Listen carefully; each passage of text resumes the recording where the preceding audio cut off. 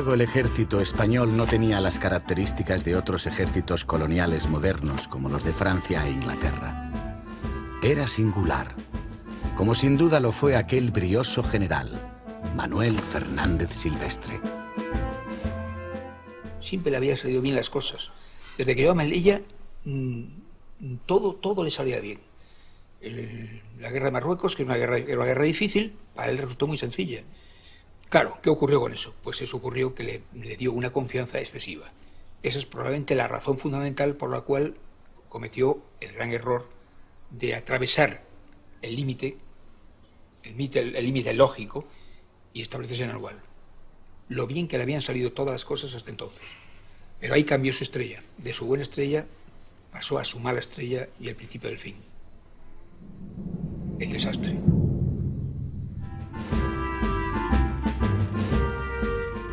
El general Silvestre era un hombre nacido en Cuba, en Santi Spíritus, hijo de un comandante de caballería, destinado ahí en Cuba, y pasó, pues, desde que salió de la academia de teniente de caballería, había pasado las guerras coloniales cubanas, llegó a Melilla en 1904 a mandar de capitán el escuadrón de Melilla.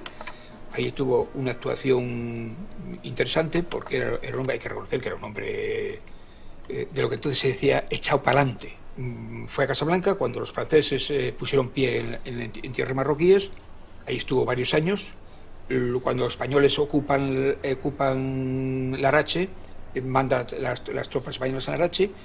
Allí tuvo una intervención lucida, pero también polémica, porque ahí se encontró con un personaje de la leyenda marroquí, que era el rey Sully, que ha dado, bueno, han corrido ríos de tinta precisamente por las relaciones entre Silvestre y el rey Sully. Precisamente estas relaciones le costó su cargo, según todos los indicios, su cargo de comandante general de la zona de Larache, y tuvo que irse de Larache y se fue como ayudante del rey Alfonso XIII. Se dice que el rey Alfonso XIII le tenía en muchísimo aprecio, era uno de sus predilectos. Fue comandante general de Ceuta, de Ceuta pasó a Melilla, y en Melilla entró en una dinámica de todos conocidos que hemos comentado hasta hace un momento, que dio como consecuencia el mayor desastre militar, bajo mi punto de vista, de la historia de España.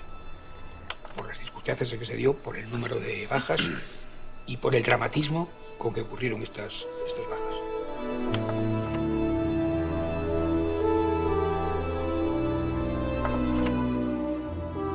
Ser destinado a África significaba 3 años sorteando la muerte en una tierra inhóspita y extraña. Una suerte inmerecida cuando se tienen 20 años. Para los padres de estos soldados, significaba el riesgo de perderlos para siempre. España perdía a sus hijos.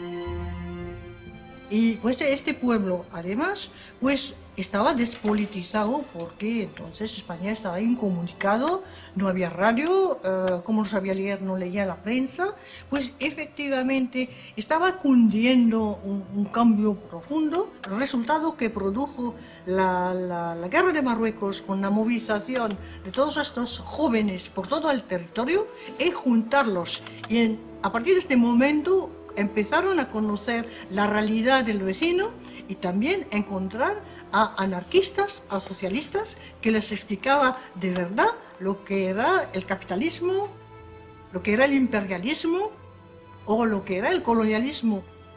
Entraron una serie de vocablos en su mente y en su mentalidad que transformó totalmente el pueblo español. Pues fue una formación política acelerada. Muchos soldados contaban su terrible experiencia en Marruecos. Ninguno había elegido estar allí. Comprendieron muy pronto que solo eran carne de cañón en una guerra injusta que solo convenía a unos pocos. El mundo en el que creían se había derrumbado. Se sentían abandonados y traicionados.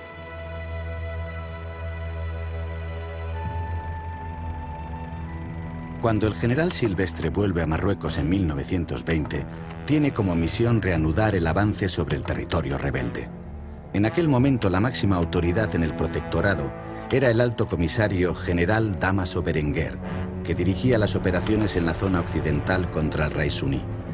Bajo su mando estaban las comandancias de Larache, Melilla, Ceuta y Tetuán.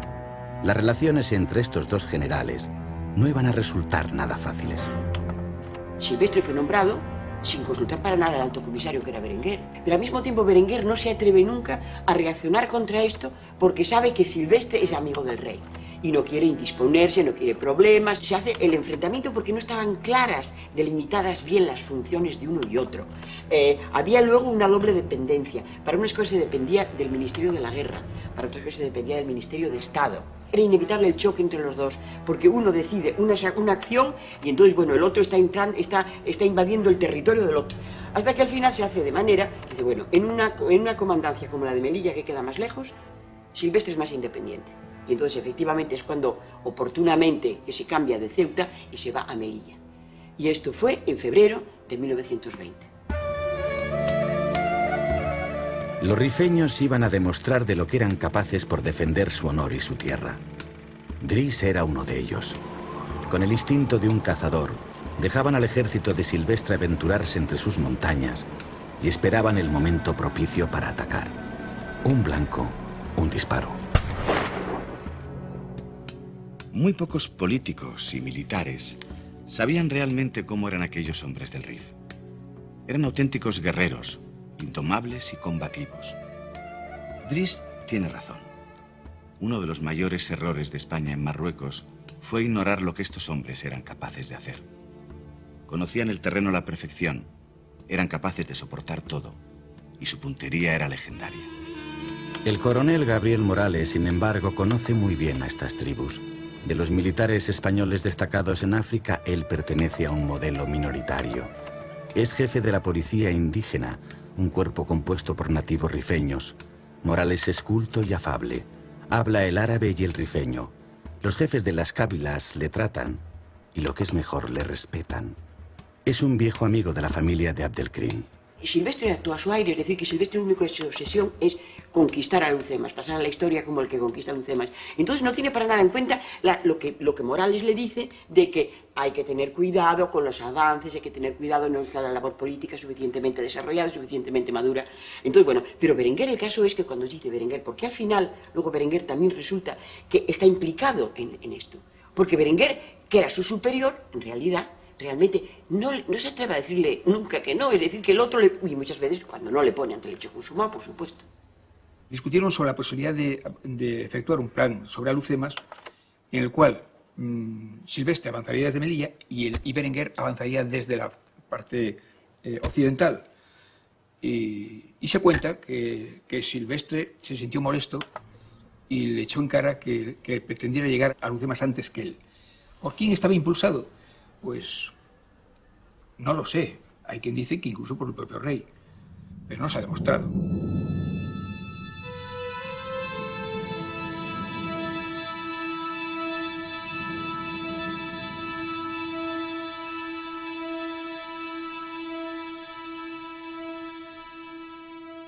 El plan de Silvestre para llegar a Alhucemas necesitaba 60.000 hombres, más de 300 cañones, aviones y el apoyo de la Marina. Todo un ejército. La realidad era otra. Silvestre, en esa primavera de 1921, apenas consigue reunir 20.000 soldados. Una tropa sin experiencia en primera línea de fuego. Sus fuerzas de choque estaban compuestas en su mayoría por tropas indígenas, apartando a los soldados españoles del combate. Cuando llegó a la cabilda de Benisaid, ya su jefe de Estado Mayor y el coronel Morales de la Jefatura de Asuntos Indígenas le advirtieron que no debería pasar de ahí porque había llegado a su punto máximo de electricidad. Él lo que hizo fue pasarlo. Se metió en Anual y cometió, aparte de la dispersión de todas las tropas por el territorio, se metió en un sitio donde nunca se tuvo que meter porque no tenía medios para ello. El general Silvestre confiaba en su buena estrella y avanzaba temerariamente hasta el valle de Anual sin asegurarse el territorio a sus espaldas. ¿Por qué tanta precipitación? Sus subordinados se lo decían sin rodeos.